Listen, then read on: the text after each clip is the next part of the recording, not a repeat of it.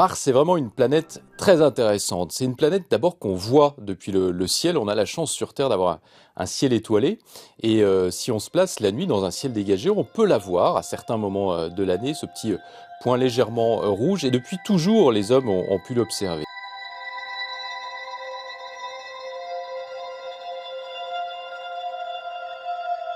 Mars, c'est une planète qui ressemble à la Terre, c'est ce qu'on appelle une planète tellurique. Ça veut dire qu'elle a notamment un sol, alors c'est plutôt de la roche, mais elle était assez proche en composition, en partie par rapport à ce qu'est la Terre. Donc elle a toujours intéressé les hommes, et puis il y a toute la fascination autour des petits hommes verts, des martiens aussi, on l'a vu souvent à travers des films. I don't think you'll be causing any more trouble.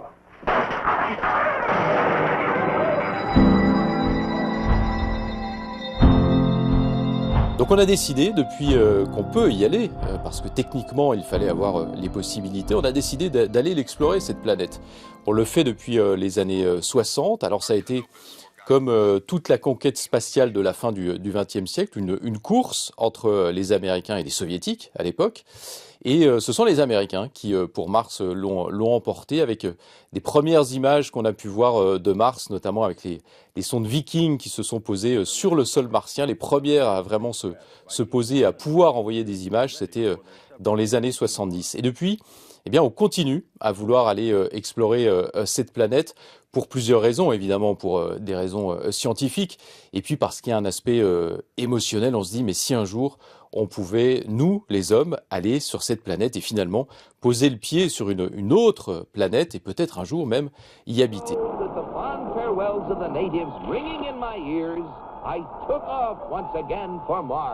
C'est encore de la science-fiction d'une certaine manière, parce que pour l'instant, on n'a pas les moyens technologiques d'y arriver. On progresse. Sans doute qu'on va réussir dans quelques années à construire un vaisseau, une fusée qui pourra aller sur Mars. Et donc, on pourra envoyer un équipage. Ça pose beaucoup de questions. C'est un voyage très très long, c'est un voyage un peu dangereux parce qu'à travers l'espace, il y a beaucoup de radiation et pour des êtres humains, ce choc de radiation, ça peut être compliqué d'un point de vue médical et d'un point de vue sanitaire. Donc il faut trouver le vaisseau qui puisse à la fois emporter un équipage et en même temps le protéger pour ce voyage qu'on estime à presque 2 ans au final avant de pouvoir aller se poser dessus.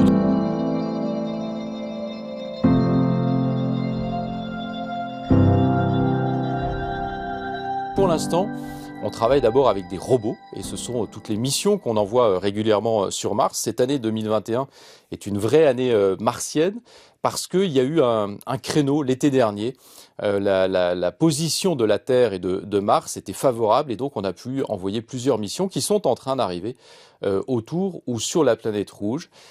Plusieurs pays se sont lancés, les habituels on va dire, les Américains, les Chinois qui sont maintenant dans la course à l'espace depuis quelques années, et puis on a vu il y a quelques jours, et c'est une toute première pour un pays arabe, la sonde Hope des Émirats arabes unis qui vient de se placer en orbite martienne. Les Chinois, on les attend dans quelques jours avec aussi une sonde et puis un engin qu'ils vont essayer de poser sur Mars.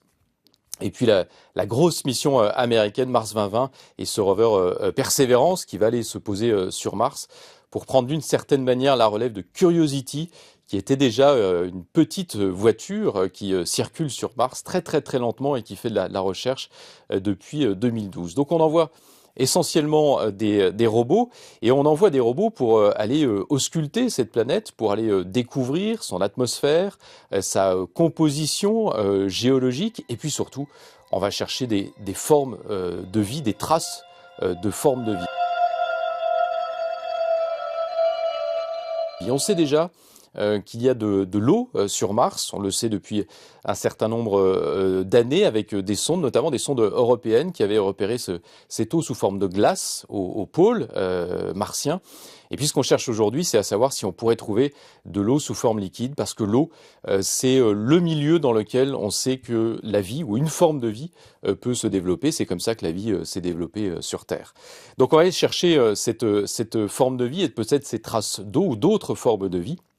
Et ça va être le travail des prochaines années, notamment de ce rover Perseverance, qui va être une mission au long cours, puisqu'il va se promener d'abord dans un cratère qui s'appelle le cratère G0, que les scientifiques ont visé, parce qu'en fait c'est l'ancien lit d'un lac. Et donc, qui dit ancien lit d'un lac, dit peut-être des traces d'eau ou d'autres formes de sédiments qui pourraient être intéressants pour détecter des formes de vie. Donc, il va se promener dans ce cratère et puis il va faire des prélèvements, ce robot. Il va aller chercher dans le sol martien un petit peu de la composition du sol et puis il va mettre ça dans des petits tubes qu'on ira rechercher. Ça sera une autre mission qui ira sur place. On va aller rechercher ces petits tubes et ensuite on va les renvoyer en orbite martienne et une autre mission, une troisième, qui est faite notamment avec les moyens européens, récupérera ces tubes pour les ramener sur Terre. Et si tout va bien, en 2031, on aura nous, êtres humains, des morceaux de Mars pour la première fois qui rentreront directement de la planète sur Terre. Donc on voit bien qu'il y a beaucoup d'expériences. On travaille aussi sur la composition géologique de la planète. On étudie ses roches et puis on étudie aussi son atmosphère. Tout ça parce que on se dit que Mars est en fait ce qu'était la Terre il y a 4 milliards d'années à peu près, et qu'à un moment, on va dire que leurs vies ont divergé, mais que finalement, elles se ressemblent d'une certaine manière. Et donc, on essaie de voir jusqu'où va la ressemblance, peut-être donc jusqu'à l'apparition d'une forme de vie.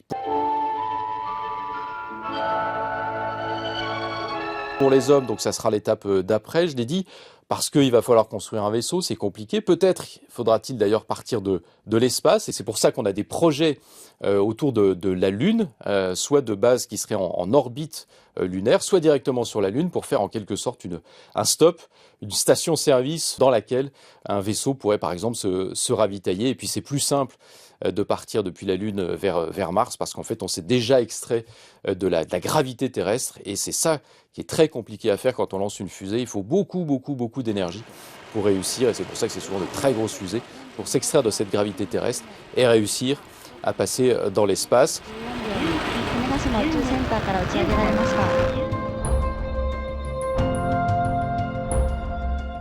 Il faudra aussi réussir à composer un équipage.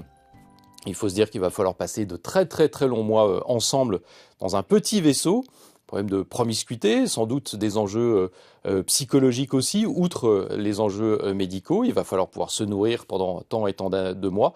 Et donc on se dit que sans doute les premières missions humaines seront en fait des missions test. Peut-être qu'on ira juste d'abord faire un tour autour de Mars avant de pouvoir se poser dessus, parce que là aussi, ça pose de gros enjeux techniques et technologiques, parce qu'il faut réussir à faire atterrir des dizaines de tonnes. Un appareil qui viendrait avec des hommes à bord, de la nourriture, de la technologie pour faire de la science, pour pouvoir développer une base, tout ça, ça pèse très lourd. Et plus c'est lourd, plus c'est compliqué à le faire atterrir dans des bonnes conditions. Et puis après, la question, ça sera qu'est-ce qu'on va faire sur place? Est-ce qu'on va juste faire de la science? Ou est-ce qu'on se dit qu'un jour, on va y habiter? Des hommes y habiteront de façon pérenne. Ça, c'est vraiment pour beaucoup plus tard. Et puis, ça pose des questions aussi autour de comment on va s'organiser sur place, quelles lois existeront sur place. On voit qu'il y a beaucoup d'enjeux qui dépassent les questions scientifiques et technologiques. Mais Mars est vraiment une planète fascinante pour tout ça.